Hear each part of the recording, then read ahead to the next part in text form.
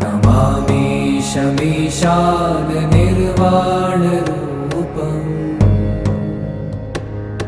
विभुं व्यापकं ब्रह्मवेदस्वरूपम्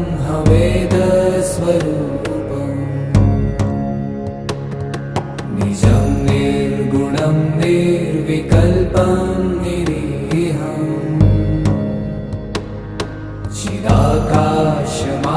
चिदाकाशमाकाशवासं भजेऽहम्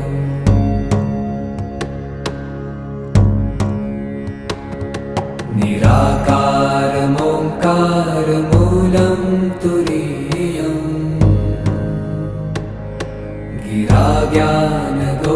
गिराज्ञानगोतीतमीशं